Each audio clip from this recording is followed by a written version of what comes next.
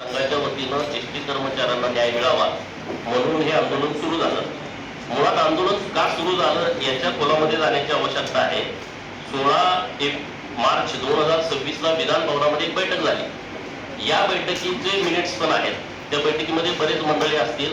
मी बऱ्याच लोकांचं ऐकल्यानंतर लक्षात आलं की 16/3/2026 ला जी बैठक झाली त्या बैठकीमध्ये जे विषय मांडले होते तेच विषय आता सेम आता या बैठकीत यायला लागले. 16/3च्या बैठकीमध्ये विषय झाल्याच्या नंतर ते विषय नव्याने येण्याची गरजच नाही, कारण त्याच्यावरती कारवाई झालेलीच नाही. आणि म्हणून मंत्री महोदयांना माझी विनंती आहे की 16 तारखेच्या मिनिट्स मध्ये काय झालं आणि आपल्या खात्यानं त्याच्यावरती काय भूमिका घेतली आहे याच्या जाण्याची आवश्यकता आहे. आता जे विषय मांडलेले आहेत की महागाई भत्ता, आजच्या मीटिंग मध्ये आपण निर्णय असा करावा अशी माझी विनंती आहे. राज्य सरकारला ज्या दिवशी महागाई भत्ता वाढून मिळतो समोर त्याच दिवशी एसटी महामंडळाला मिळाला पाहिजे.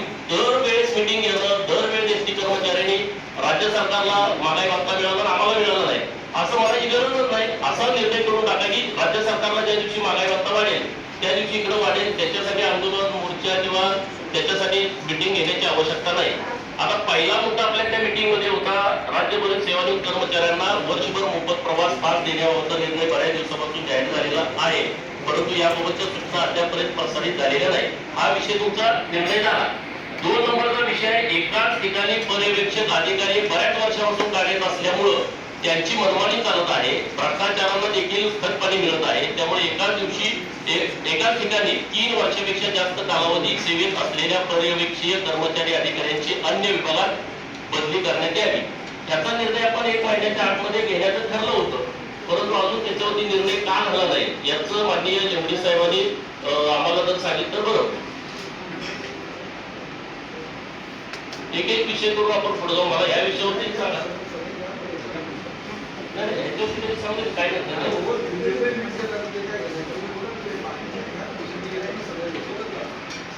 बाकीचे विषय आता बरेच विषय द्या.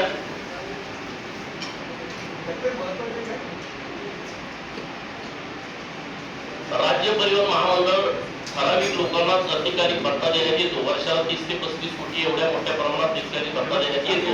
हा एक विषय आहे. शासनाच्या निर्णयाप्रमाणे परिवहन एसटी महामंडळातील आदिवासी भागातील काही केला आहे. आदिवासी भागातील कर्मचाऱ्यांना आदिवासी भत्ता योग्य प्रमाणात दिला जात नाही. पूर्वी अस्तित्वात असलेल्या कनिष्ठ वेतन श्रेणी तो कमी दिला जात आहे. तो नियमित वेतन श्रेणीप्रमाणे समान देण्यात यावा. या संदर्भामध्ये शासन मार्गदर्शन मागण्यात येईल अशा पद्धतीचं उत्तर दिलं होतं.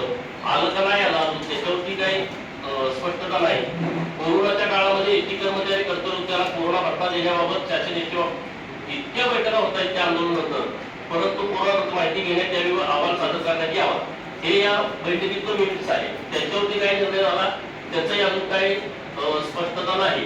2021-22 मध्ये एसटी कर्मचारी, एसटी महामंडळ व एसटी कर्मचारी यांचे शासनात विलीन करावे म्हणून दीर्घकाळ सम केला. त्या सम काळातील कालावधीत वेतन वाढ व बदल याकरिता ग्राह्य धरण्यात यावा असे निर्देश उच्च न्यायालयाने आपल्या आदेशात दिलेले आहेत. एसटी महामंडळाने तशी परिवर्तन प्रस्तावित करून अद्याप कारवाई केलेली नाही. असे अनेक विषय मागच्या मीटिंग मध्ये पती पत्नी एकत्रीकरण बंदीचा विषय तातडीने कारवाई करण्यात यावी अशा पद्धतीची सूचना त्या बैठकीत दिली होती. 1 रुपया जरी वाहकांनी त्याच्या हिशोबात कमी किंवा जास्त झाला आपण त्याला दंड करतो. सांगलीच्या डीसीने 83 लाखाचा अपहार केलाय, त्याच्यावरती कोणीच निर्णय घ्यायला तयार नाही. मी आणि सरावानी 2-3 वेळा आपल्याला पत्र दिले. 1 रुपयाचा त्याच्याकडून चूक झाली तो अपराधी आहे, 83 लाख रुपयाचा गैरव्यवहार झाला तो अपराधी नाही. म्हणजे ह्याच्याबद्दलची भूमिका काय आहे शासनाची त्याबद्दलची आपण त्याच्यावरती स्पष्टता द्यावी. हेमा पाटील महत्व निरीक्षक त्यांनी काहीतरी अनुभवाचा आकडा दिला नाही तर 2 टाकले त्यांच्यामध्ये, 1 दिला 1 नाही दिला असं त्या एजन्सीने दिलं तर त्यांना बडतर्फ केले. असे जे विषय आहेत त्या विषयावरती सरकारची भूमिका काय आहे याच्यावरती स्पष्टता यावी अशी माझी विनंती आपल्या या बैठकीमध्ये आहे. नव्याने काय आमचे विषय आहेत.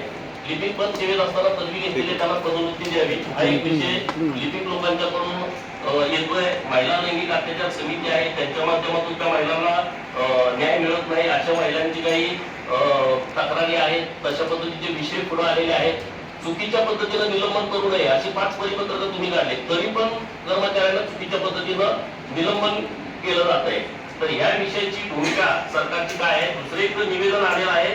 2019 ला एक भरती झाली होती 9419 पदाची, त्यापैकी चालक तथा वाहकची 5,500 उमेदवारांना 2022ला नियुक्तीपत्र दिलंय, 2024ला 658 लोकांना नियुक्तीपत्र दिलंय, 2,861 अजून लोक नोकरीच्या प्रतीक्षेत आहेत. त्याबद्दल माननीय मंत्री महोदय काय डिसिजन घेणार आहेत का? आणि काल जे आमचं आंदोलन झालं त्यात एमडी साहेब तुम्ही पत्र दिलं होतं आणि आज खाली सूचना दिली की जे कोण लोकांनी त्याच्यावर कारवाई करा. आतापर्यंत एवढी आंदोलन आली त्याच्यावरती कारवाई नाही, मग कोणती सूचना कुणी दिल्या, कशाला करायला लागलेल्या आहेत, तर त्याच्याबद्दलची स्पष्टता आम्हाला द्यावी अशी तुम्हाला विनंती आहे. बोलू का?